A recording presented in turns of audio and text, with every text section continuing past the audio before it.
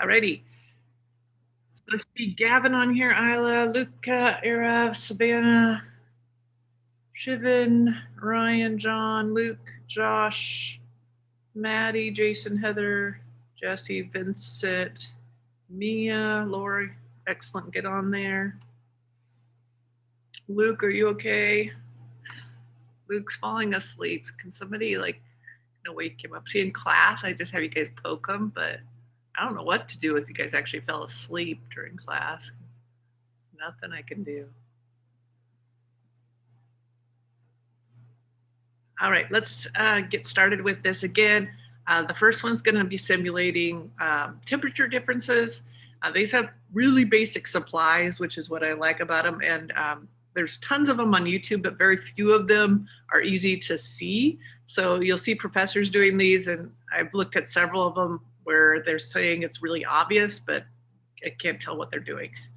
So it's not really obvious with the way they're videotaping it. But this one, the teacher really did a great job, even if it's at a 5th grade level. So we are going to apply it at a deeper level in this wondering, like what kind of questions you have afterwards. All right, so let me open that up. Mia, you fell asleep in pot. Uh-oh.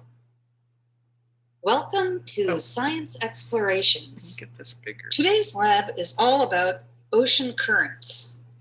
We're going to use colored water to see how water currents move in the ocean. How do we make a current? We poke a hole in a paper cup, we fill a cup with colored water, and set it in a tub filled with regular clear water. Then we let the water flow out. We use colored water so that we can see and identify the water in the current as it flows into the rest of our ocean. Before we begin, I want to talk about the concept of pressure, since it's pressure that will send the colored water out through the little hole in the cup. Pressure is simply a force pushing on an area, like the force of these books pushing down on your lap. The more books we add, the higher the pressure on your lap. You can think of water in a cup or in the ocean in the same way, as layers of water resting on each other. The pressure at any level of the cup depends on how much water is sitting on top of it. So the pressure on the bottom of the cup is higher than the pressure at the top of the cup. For this lab, also notice that in order for a cup full of water to rest on the bottom of the tub without floating off, the water level in the cup needs to be higher than the water level in the tub. Let's get back to our ocean currents. I'd like to see what happens when I let a warm current and a cold current encounter each other in the ocean. Then, as a control, I'll watch what happens when I let two currents of the same temperature encounter each other. Let's set up our first activity. I want to poke a hole in the water cups to allow the warm and cold water currents to flow into my ocean. I'm going to measure about 3/4 of an inch, or you know what, let's call it 2 centimeters from the bottom of my cup. And I'm going to poke a push pin through. I like to hold the pin, and then I have my finger nearby in the back, but not near enough that it's going to get poked. And there it is. We'll do the same thing with the other one. And there we have it. So here's my warm water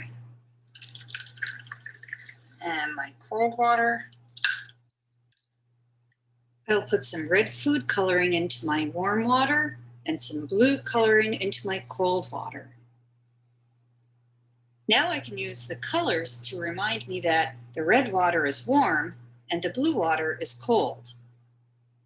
Now we place our warm and cold water into our tub, which represents the ocean. We carefully fill the tub with room temperature water.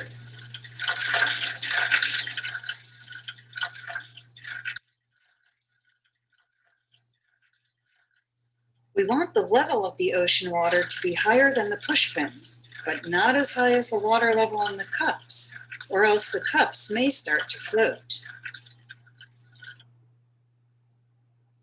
Now I'll remove the push pins from the cups, and the pressure of the water above the level of the hole in each cup causes the cold blue water and the warm red water to flow into the tub. Because the red water is warm, it is less dense than the ocean water, and the warm red water rises to form a layer on top of the clear water. In contrast, the blue water is cold, so it is more dense than the ocean water, and the cold blue water sinks to the bottom. As the currents of different temperatures flow, they transfer heat through the ocean in a process known as convection. Now let's set up a control with the red and blue currents at the same temperature as each other and at the same temperature as the water in the tub. This time, the red water, blue water, and ocean water are all at the same temperature, so they also have the same density. And with all the water at the same temperature, we see that the currents don't separate out into layers. Instead, the mixing of the currents is driven by the simple force of the water coming out of the holes in the two cups.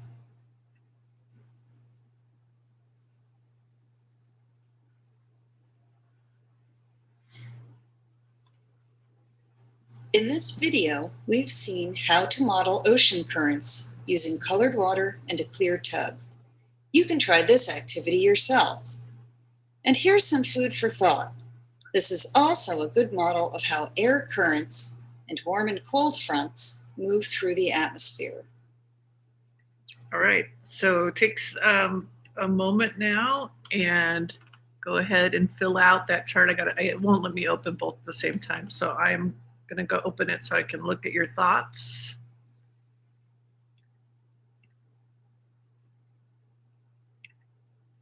At the same time.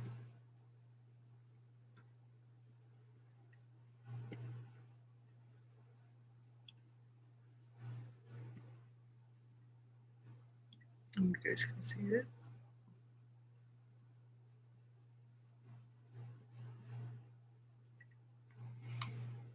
Right.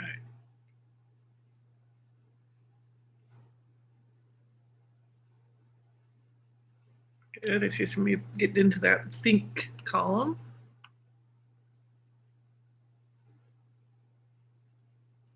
See if you can apply any vocabulary to it.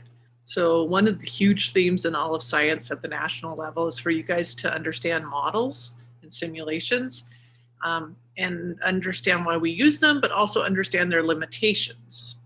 So some of the kids yesterday, had a lot of their wonderings had to do with this concept of this as a model.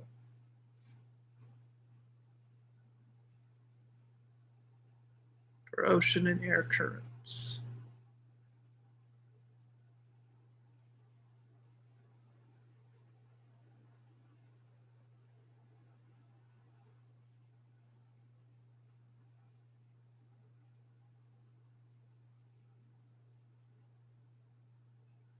Very good. We should be getting over, I see some of you now in the wonder column.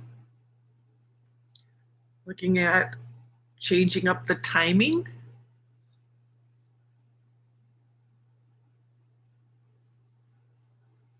Good.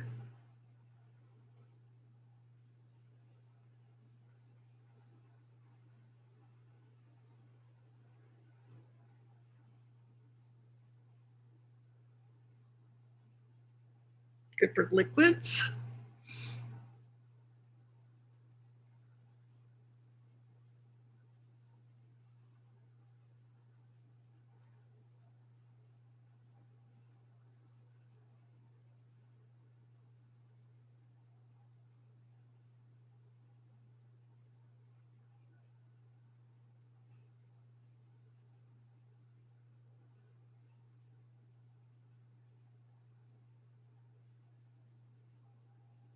Mine's lagging.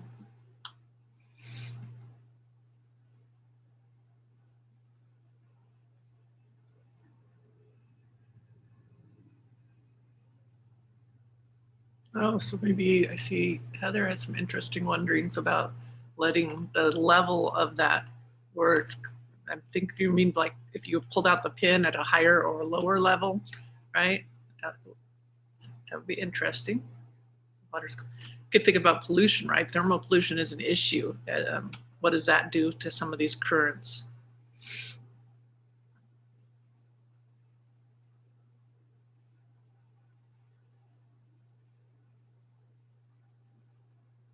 Good, yeah. So do air molecules and airflow, what's the difference between that in terms of versus water, and how it behaves? He is talking about in the wonderings.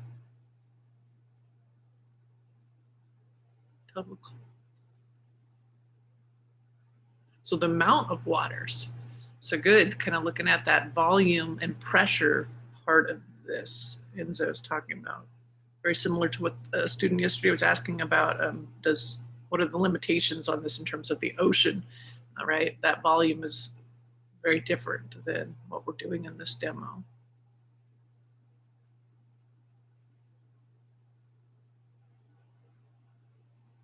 Very good, another minute, and then we're gonna look at one that's gonna focus on salinity. So not only do we need to pay attention to temperature changes, but salinity changes when we talk about oceans.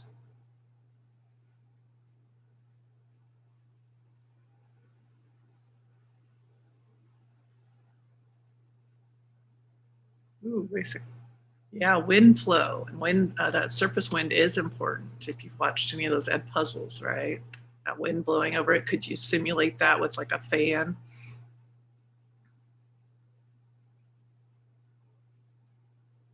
That's Savannah.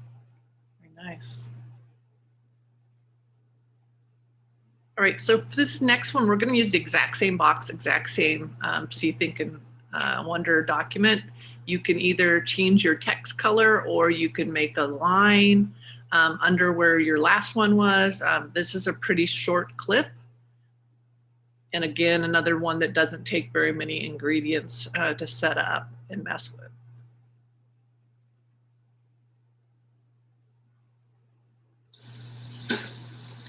What I have to show you here is a couple demonstrations that I do at the beginning of our study of ocean currents. Before my ninth graders here at Helena High School can understand ocean currents, I think they need to realize that salinity affects the density of water. To find out the amount of salt to use and to learn a fun way to present this to your student. I don't know if you guys heard what he said on that first part, but what are these little pink things? What are those? If you want to try this on your own. Did you guys hear what it was? He kind of says it really fast. These are golf balls. Okay, so. I have provided a notes handout that you can access by selecting Show Support File on this web page when you are finished watching the video.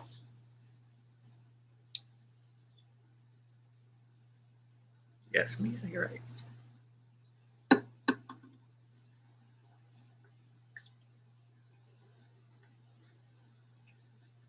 the second part of the demonstration, I add several drops of food coloring to the fresh water and then stir it up. And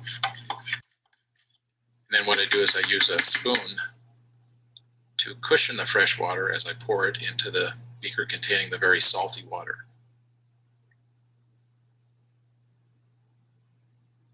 And as you might expect, since it is less dense, the fresh water floats on top of the salt water. The next thing I do is I ask my students to predict what will happen if I place a golf ball into the beaker containing the two layers, the layer of salty water on the bottom and the layer of fresh water on the top.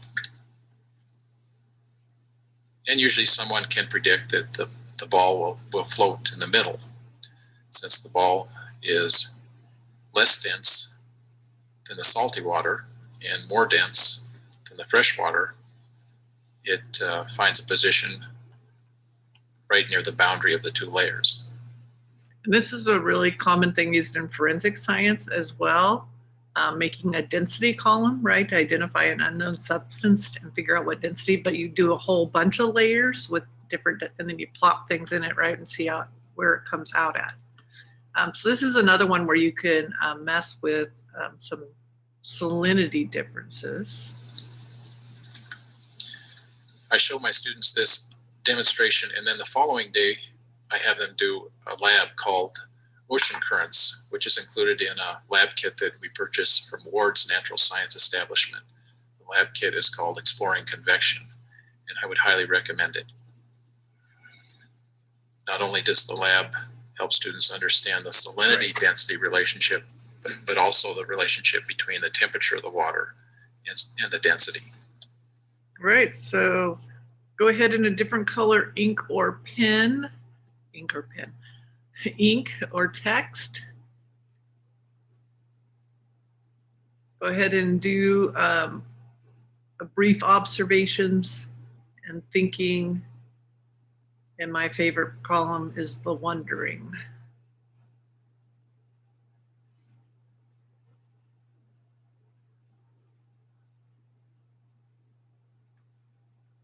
I'm gonna refresh my page so that I can see what you're doing. There we go.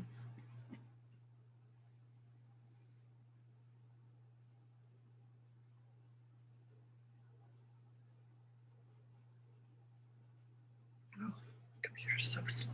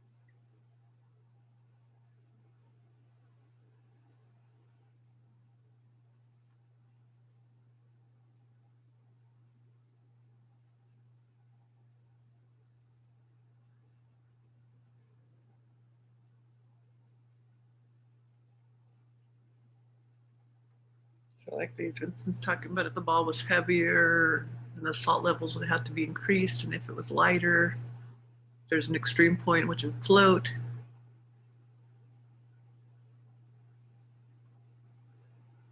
Amount of food dye. Good. Yes, somebody first or third was asking about that. How does that, if you're adding more and more of it, does it affect the density by the concentration of the dye itself? Yes, the 1 degree change in that idea, right, of the thermal energy you're giving to each of those water molecules. And really hard thing for people to conceptualize, right, is that, well, it's only 1 degree, but you've just given that energy to each one of those water molecules, and now it can move a little bit, right, more, and that's across all of them. So what's that thermal expansion doing?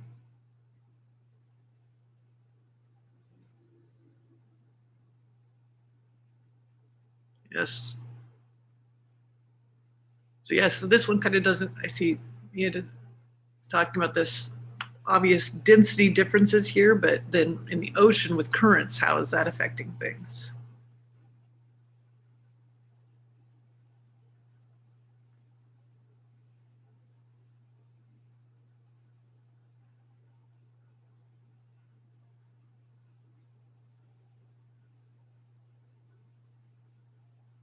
There's a limit on the layers in the mix-up.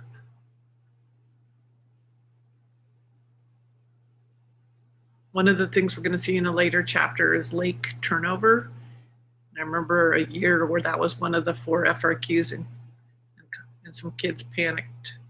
They're like, I don't remember this, I don't know this. So I make sure that I stress that now.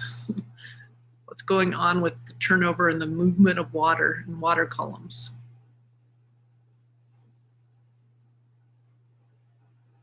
Okay, another minute. And then make sure as you're finishing this that you have renamed yourself with your Google slide number at the front of your name. So we're going to spend some time working with your team today before we go play our games and look at your knowledge of chapter 4. So another minute, and then we'll talk about what you're going to do with your group today. I'm going to go back to this.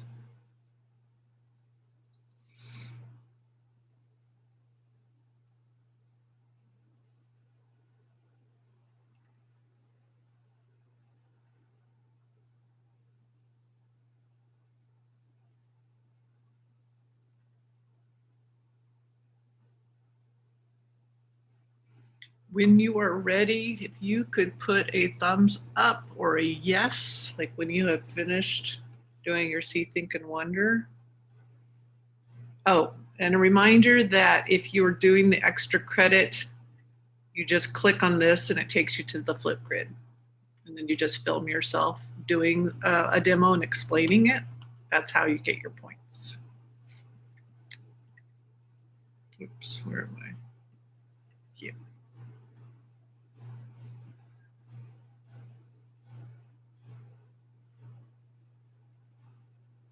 Okay. Right. Looks like most of you've got numbers in front of your names now. All of you have put a yes or a thumbs up.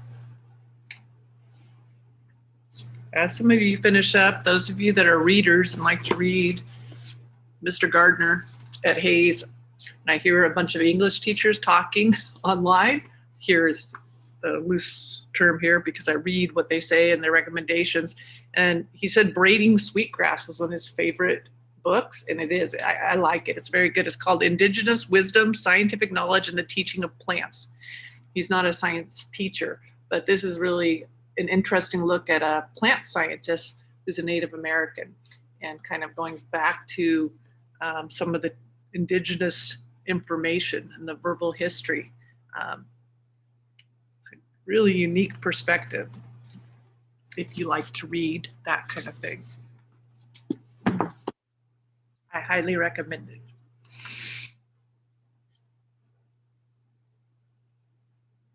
Okay, Vivian, that's fine. All right, let's go ahead and talk about what you need to get done while you're with your group today. So your group needs to have a question filled out. So what is your investigative question? Are you going to explore moisture, temperature changes, the ratio of your browns and greens? So what is it that you're actually going to investigate as a group? Your individual predictions. So in a different color of text, you're writing your predictions of what you think the answer will be for that question. And then any materials that you're using. So your materials for actually building it by Sunday, okay? And then there is a required Flipgrid, which is right down here on the week at a glance, where it says composting setup, where you will film yourself making it and explaining it. So you're just kind of telling us what both you did to build it, but also what you're planning to put in it. Any questions on that before I get you into your groups? And I will pick on one or two of you, depending upon our time, to go through kind of what I look at while you're on this site, right? So I will be clicking here. I'm picking on whoever this, okay, this group happens to have Ashley, Vivian, and Maya. I click on here when I'm grading these and checking on these on Sundays. And then the very first thing I'm going to always do before I look at anything else, like your question and your predictions and your pictures, is I go over here and see new changes, right? And then I go to see full history. And then I go and I look, and what I want to see here is on, oh no, my watch isn't on December 3rd, all of you showing up, okay, that are on this team. So I should see these dates right here. This is what it should look like. So November 13th, Maya, Vivian, and Ashley are all here working on the document, okay? And then I can get into the details of looking at what you did during those edits. So make sure that you were all showing up there as a team. All right, any questions before I put you guys in your groups and give you some work time? I feel like I've forgotten something, but I don't know what it is. I see no questions. I see black boxes except Luca, Maddie, Heather, Luke, and Vivian, who I greatly appreciate because then I don't feel like I'm talking to myself. Okay, I'm gonna get you in groups then. If it would show me. Oh, manually assign, create, and it puts you on a different screen. So I have room 1, Jesse, Lorelei, Mina. Room 2, Mia, Luke, Tyler, Aref. Room 3, Laura, Savannah, Isla, Shivan. Room 4, Emilio, Jason, Heather, and Maddie. Room 5, Nan, Adith, Vincent, and Ryan. Room 6, Vivian and Ashley. Somebody's missing tonight because I just saw your group. I don't remember what the other name was. Room 7, Jason, Luca, Gavin, and Thomas. In room 8, Enzo, Josh, John, and Leo. Remember to please put your videos on unless your tech restricts it. It is much easier to remember exactly who's present and who's not without having to go to your Google form every day or your composting document to confirm it. If you have your video on and I've seen your face, usually by the end of a class period, I have seen all of your faces. And it's very easy to do attendance, but when all I've seen is a black box, then I have to go back and look at your edit histories and your forms to make sure I'm not marking you absent when you are actually here. So in your small groups, get used to having a video on. I am going to open your rooms.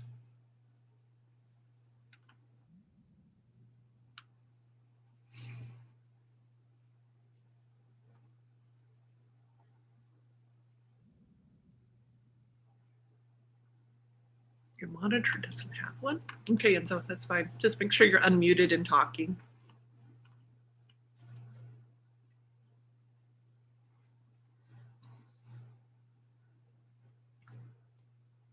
All right. Gavin and Mia, did I get you in the wrong spots? Let me look.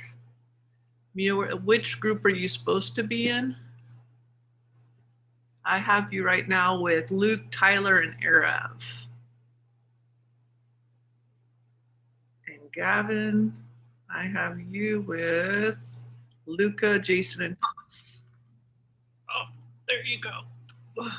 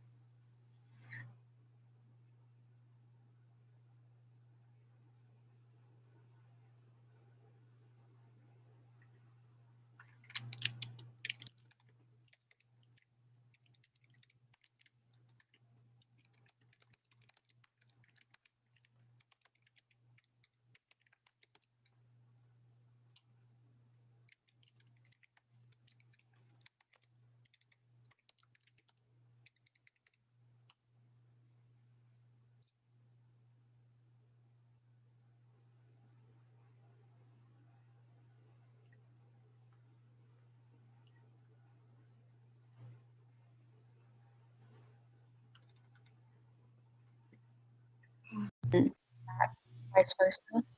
And then I don't know what Audrey's, we just need to see, like, we just need to have everybody doing a different one. That way we can be able to test each different ratio.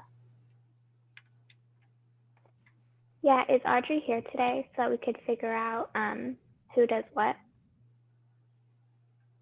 You guys missing a group member?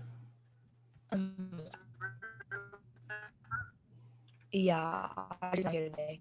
So you guys We're could, trying to figure out. does anybody have a way to text her?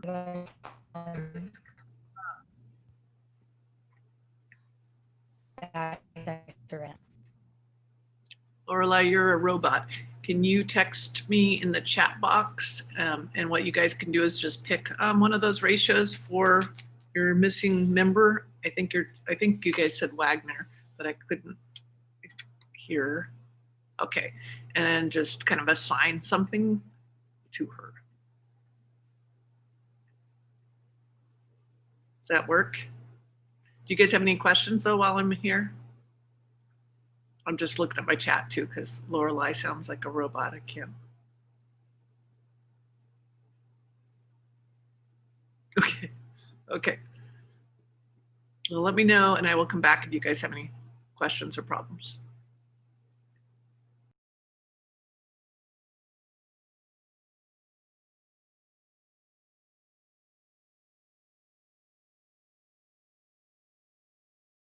I disconnect suddenly, I'll switch to my Chromebook and get back on. Okay, sounds good. It'll be slower and a little more finicky, but should still work all right since I've only got one other tab open. How's this group doing? Realistically, since it's like a big, pretty good. Realistically, since it's like a big plastic 5-gallon bucket, we're going to need to drill to poke the holes. Probably. I mean, I don't. You can also use a soldering iron. Just don't breathe the fumes and melt the plastic. I have one of those in my classroom that makes it really easy. I think it'll work. I think we are probably more likely to have a drill at home than a soldering iron. Yeah, drills tend to fracture the plastic. I'm just warning you. We've done these. I'm sure that with determination, you can get a scissor through a 5-gallon bucket. It might take a little bit, but It's just grind. yeah. It will. I know you can drill through plastic carefully, especially if you start with a tiny drill and carefully load your hole. That's true. We've done it both ways, so just be careful. Make definitely sure slower than a soldering iron, but yes, of course. So Luke, Arav, Tyler, you guys all have access to something to be able to make holes in your buckets? Alrighty.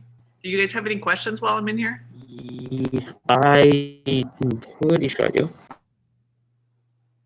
No, I think we're good.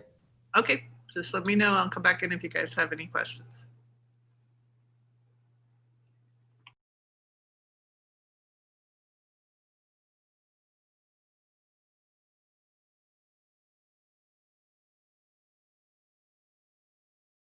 Like, I feel like the one that Laura brought would be more effective because it looks bigger. Yeah, unfortunately, but it's flat. I feel like it's hard to find. Yeah. Yeah, you have to go to harder to find. Costco is Costco though. Why do you guys not go to Costco? Because we don't buy our milk there, you know? Yeah, normally, like, I'm the only person in my family that still drinks milk, and I don't drink it that often, so. But milk is good for you. We're just using a water. Get your bones We're using strong. almond milk and from a carton, and so I'm just using some water, emergency water that's full. Not matter that much. Like if the milk jugs are pretty similar, maybe they're. I'll just use the classic one. Yeah, I'm pretty sure I have one of those. Yeah. You could just add it to your notes in your lab if you guys have slight differences in the actual container. That's okay. So I have one more question. So for the green and brown materials, do you just need those? You don't need to add dirt or anything, right? That will be completely up to your group, but no, you do not have to have soil to start with. Okay. And then moisture, how much of how much are we supposed to add? Is there a certain amount, or do you just kind of get a feel for like, is everything kind of moist and like wet, or I don't know. That's a great question. That's one of those things that I want you guys to research and kind of see what the literature recommends and then decide as a group. But you will definitely know if you've got it too wet, right? Because it will stink. Okay. Or With a quick search, all I found was make it moist, but not dry, not wet, just a light moist, but it really depends on each area. Since it's kind of humid here, I expect maybe not watering as much as others, but you guys all have spray bottles or a way like measuring cups or something that you could all agree on? Yeah. Oh yeah. Add like a cup of water or 2 cups or whatever much we need. We have to figure that out though. I think like one person has to actually build it and see how much water we need so everything's moist. So because if like everything's like, if we're like, okay, everybody add 1 cup, it's still really dry, then we'll have to probably change that. that would probably be the best option to see as it goes and then talk about it as a I group. think we're gonna do different materials, like different green materials. Is that what we're doing? I don't know, because it's hard to like keep your materials consistent. So we're doing that is our manipulated variable, because it'd be hard to control it. But yeah, the EPA doesn't have a lot of information on indoor, but they have a lot of outdoor stuff.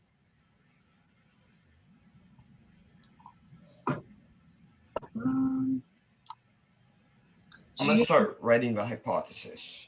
Okay, so to also, okay, thank you. Thank you. We still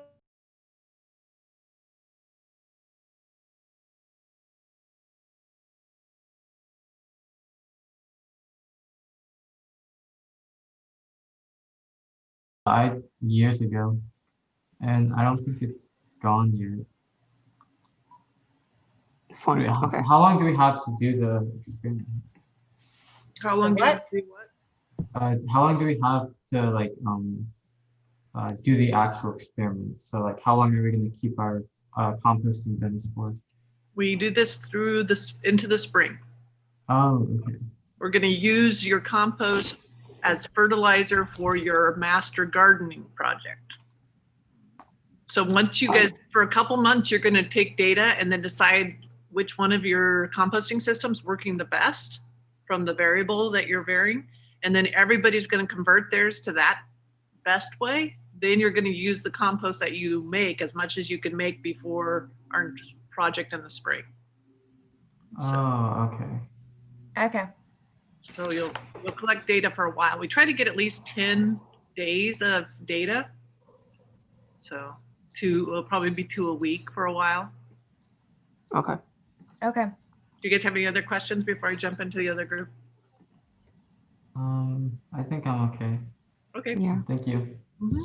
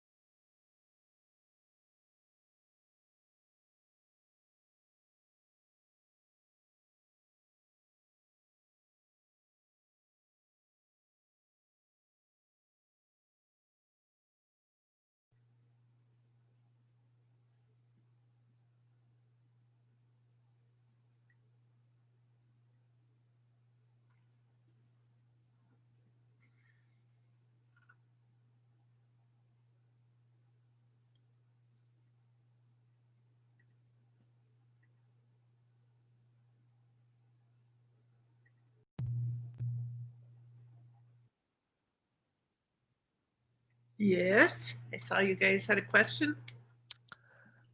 Yes, we were wondering if, hold on. We were wondering if everybody is supposed to build a composter or just the ecologist?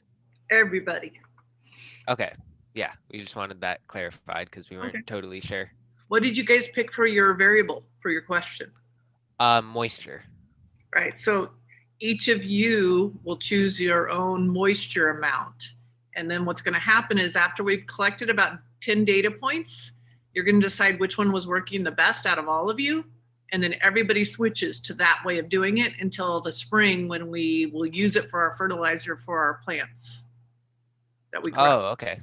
Okay. That makes sense. Right. Well, you're about to be back for our game. So let me get it back and in this.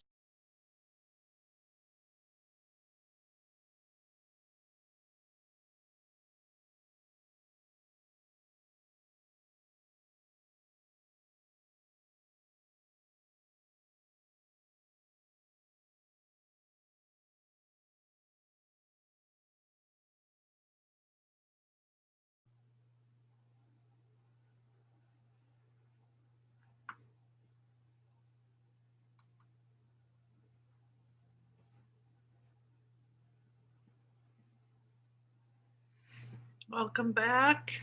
I'll try to get my screen fixed. You should be able to see the code. Oh no, it switched back when I went to the breakout room for our game. So this is going to have both what we've been doing, but also biomes, terrestrial biomes on it. It's all of chapter 4 because it was made from the Friedland textbook that you're using. So you're going to see everything that's in chapter 4 on this. And obviously we're not going to have time to do 50 questions. We're just going to play it for 5 minutes. And what I do want you to check is your accuracy. So first and third were about, well, first was about 54% or so. And then I think third period beat them by about up to 74% accuracy. So we'll see how you guys do. We have not played in ghost mode. Usually I play you guys against each other in ghost mode on Kahoots. So we'll see that as well. That just means that it keeps all your times and your points stored, and then you don't have to be present, and other groups can compete against your scores and your times, and it shows you as a ghost on the screen. So we'll be doing that in the future as well. So we're gonna go to get started. I see 18 of you, so get on there quickly because we're running out of time. 920377. But we're going to go and start.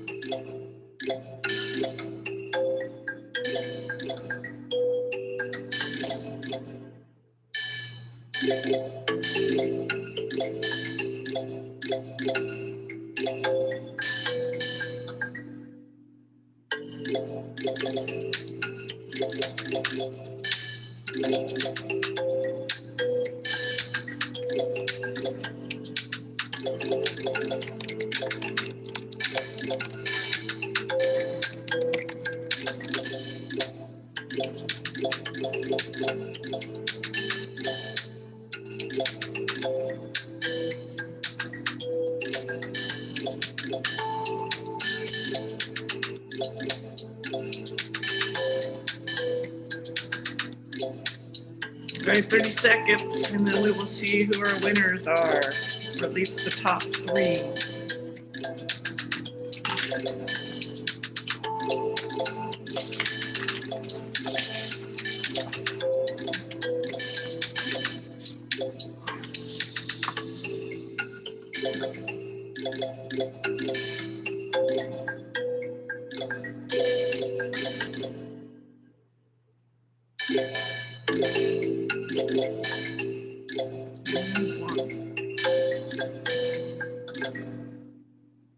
Right, let's see. Gavin, Vivian, nice, and Heather. All right, nice job. Let's see if there's any masteries yet. I don't see any masteries yet. So you can tell we're at the beginning of a tough chapter. 16%, that's not good. Okay, I am out of time as usual. So tell Ms. Abe hi in advisory. Let me know if you guys have any questions. Have a good weekend. Stay safe, stay healthy. Don't do drugs. Don't drink and drive. Don't let your parents drink and drive. And wear your sunscreen, even non-cloudy weather. 10%. Oh, we need to keep. Oh, thank you, Lorelei. I will do that right now.